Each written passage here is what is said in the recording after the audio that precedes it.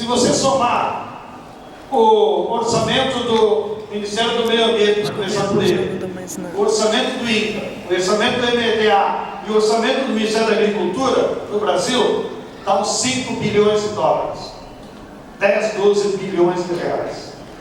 A Bung, sozinha, no Brasil, investe por ano 5 bilhões de dólares. Portanto, seria mais democrático nós eleger o presidente da Bung do que escolher o Pepe do ministro do MDA, que não manda nada. Entenderam? Mas não é porque ele não quer mandar, é porque ele gostaria. É porque o sistema do capitalismo cria tal contingências hoje que o cara não tem influência nenhuma. Dou um exemplo da nossa realidade. O Nordeste, temos aqui alguns companheiros, que já me encontrei no Provedor, sofreu a pior crise da história nos últimos 2 anos. Nós perdemos 10 milhões de cabeças de gado, entre bovino, caprinos e ovinos. Vamos levar 10 anos agora para recuperar esse rebanho. A Dilma embragou e mandou levar milho para salvar o rebanho. Não acharam milho. Disseram que era problema de transporte. Mandou o exército. O exército fez fila de caminhão e não acharam milho. Se o Brasil é o segundo maior produtor de milho do mundo e não tinha milho. Por que não acharam milho? Porque só a Cargill, a ADM e a Bung exportaram no ano passado 18 milhões de toneladas de milho do Brasil para os Estados Unidos, para virar etanol para os automóveis da classe média burguesa americana. Então, eu tenho certeza que a Dilma e o Pepe leram essa notícia no Valor como eu. Ou seja, o governo brasileiro não tem nenhuma ingerência no controle do comércio agrícola. E assim todos faz o mundo.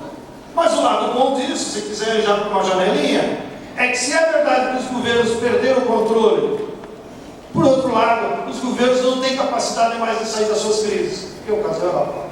Eles fazem reunião de governo aqui, G20, G15, G38, G não sei o que, combinam todos os números com G, e não resolve bosta nenhuma. Porque quem decide são os bancos, como ele disse. Então teria que juntar os banqueiros. Seria uma boa oportunidade. E aí nós tacaria fogo no hotel onde nós tacaria.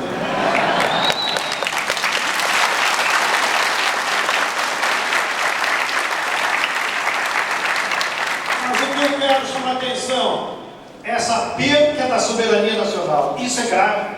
Dei o exemplo do milho. Nós vamos pagar 10 milhões de cabeças de gado. Não é brincadeira. E as pessoas só não morreram porque existia a Bolsa Família. Então pegaram o dinheirinho e foram na cidade comprar. Senão tinham morrido pessoas. Bem, quem mais o capitalismo financeiro mudou? Ele introduziu a propriedade privada das sementes. Isso não havia antes, é de 10 anos. Os americanos mudaram o paradigma e distribuíram em todo o mundo uma lei de patentes.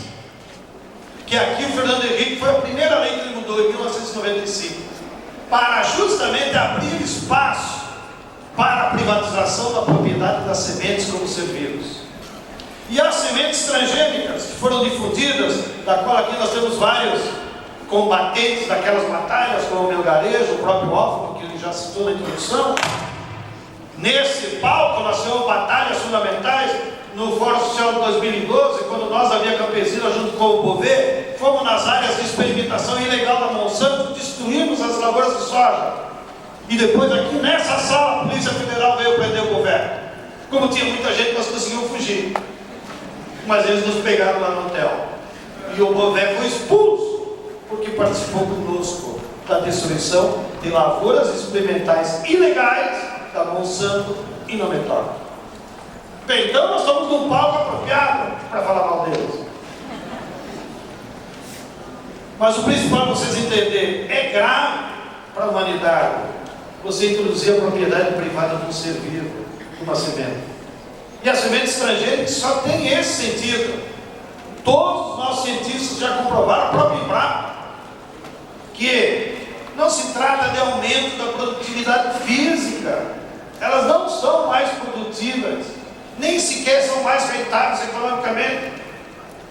Mas o que se trata é que uma semente transgênica com uma pequena mudança em laboratório permite então aplicar a lei de patentes e ela se transformar proprietária privada. E agora esse mesmo sistema está avançando para a água. A Coca-Cola ganha mais dinheiro vendendo essa água do que o refrigerante, porque privatizaram. A Nestlé, nós já sabia que misturava água no leite, agora eles preferiram separar. A Nestlé no Brasil ganha mais dinheiro com água do que com leite, porque a água é mais cara do que a gasolina, do que qualquer outro líquido no Brasil. E qual é o custo de mão de obra para fazer essa água? Zero. No máximo a embalagem. Mas foi esse movimento de privatizar a propriedade da água, que é um direito humano, o companheiro disse, sem água ninguém vive, e não se produz alimento. E o capitalismo financeiro conseguiu introduzir a propriedade privada da água. Essa deveria ser a nossa primeira lei socialista aqui em Preto.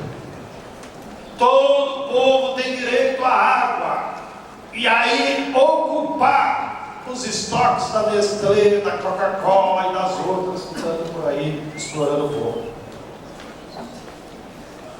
Bem, mais do que isso, digo até como denúncia, agora eles estão tentando privatizar o oxigênio. Não dá para botar cerca? Eles criaram o GPS.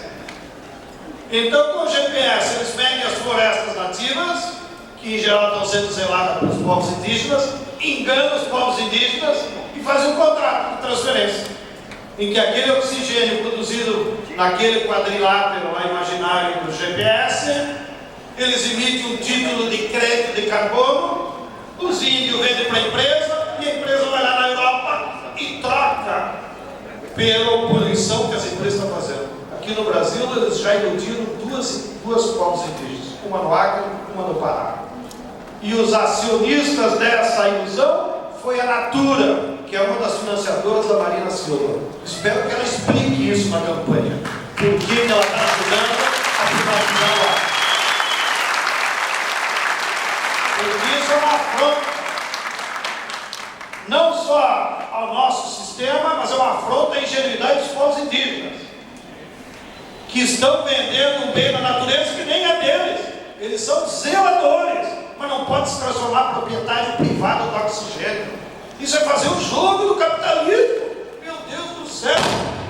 Uma pena que o Dom Tomás já está velhinho para ir lá e convencer aqueles índios, deixem de ser lumpen do capital.